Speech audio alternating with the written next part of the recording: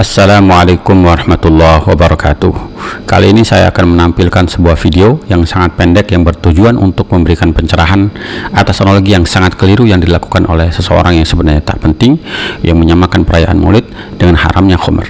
Lucu sebenarnya, tapi saya rasa perlu saya luruskan karena tak sedikit orang yang kebingungan dan bertanya kepada saya mengenai hal yang sesimpel ini. Di antara mereka ada yang berdalih bahwasanya di perkara-perkara seperti maulidan dan lain-lain terkumpul di situ perkara-perkara yang disyariatkan. Seperti apa? Mengingatkan Rasul disyariatkan nggak? Disyariatkan. Membaca sirahnya disyariatkan nggak? Disyariatkan. Bersilaturahmi di situ disyariatkan nggak? Syariatkan. Berkumpul di masjid ini disyariatkan. Tuh perkara-perkara yang dipraktekkan di dalam praktek-praktek yang kita hukumi bid'ah demikian, dalam arti unsur-unsurnya mah perkara-perkara yang disyariatkan. Dengan itu mereka bilang, kalau gitu nggak apa-apa Maulid. Gitu. Ente tahu khamr nggak? Minuman keras. Itu dibikinnya pakai anggur, air, drum, perkara-perkara yang mubah, ember, direndam berapa bulan, halal semuanya kok. Tapi kalau udah direndam bangsa 2 bulan, 3 bulan diangkat, ente mau halalin nih jus anggur nih? Bukankah dibuat dari perkara-perkara yang mubah juga? Ayo. Nih cara balasnya begitu. Apakah betul yang dikatakan oleh orang dalam video tadi?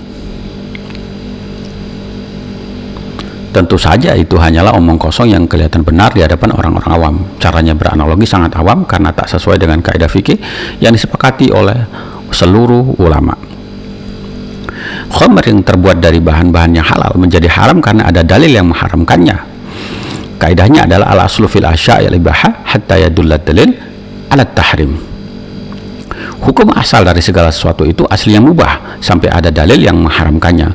Khamr ada dalil yang mengharamkannya, itu Quran surat Al-Baqarah 219. Sedangkan merayakan Maulid Nabi Muhammad SAW tidak ada dalil yang mengharamkannya. Maka mengkiaskan ihtifal Maulid dengan khamr adalah keawaman yang luar biasa. Perlu belajar fikih lagi itu.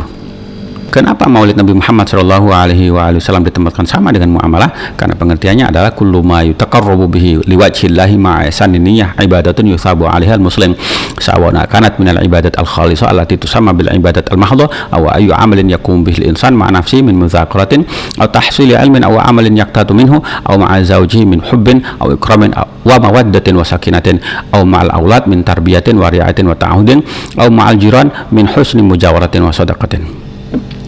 Segala aktivitas yang dipakai oleh seorang muslim untuk bertakarrub kepada Allah Subhanahu wa taala dengan baiknya niat adalah ibadah yang mendapatkan pahala. Tidak masalah apakah itu ibadah mahdhah seperti salat, puasa, haji, atau amal yang dikerjakan oleh seorang muslim seperti saling bertukar pikiran, mencari ilmu, atau bekerja demi mencari penghidupan, mencintai dan menyayangi suami atau istri, mendidik, menjaga dan merawat anak, atau berbuat baik kepada tetangga, asalkan niatnya baik dan niatnya mematuhi perintah Allah Subhanahu wa taala, maka itu semua menjadi ibadah. Jadi ibadah mahdhah itu mudahnya adalah ibadah yang ghairu ma'kulatil makna atau ibadah yang tidak bisa dicerna oleh akal hikmahnya.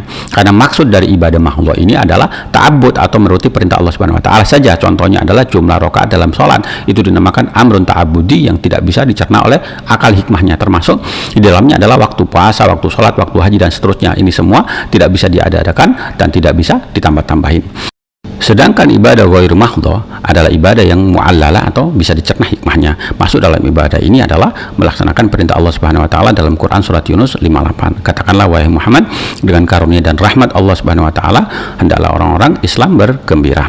Qul bi fadlillahi wa bi rahmatihi fabidzalika falyafrahu. Perintah bergembira ini jelas diketahui hikmahnya, yaitu bersyukur atas karunia Allah Subhanahu wa taala dan nikmatnya. Sedangkan cara bergembira itu Allah Subhanahu wa taala tidak tentukan, seperti halnya Allah menentukan cara salat, puasa dan seterusnya. Termasuk bergembira dengan nikmat dan karunia Allah Subhanahu wa taala adalah merayakan hari kelahiran Nabi Muhammad SAW, karena ini adalah amalia yang tidak ada nas yang mengatur caranya dan diketahui hikmahnya, maka kedudukannya sama dengan muamalah biasa.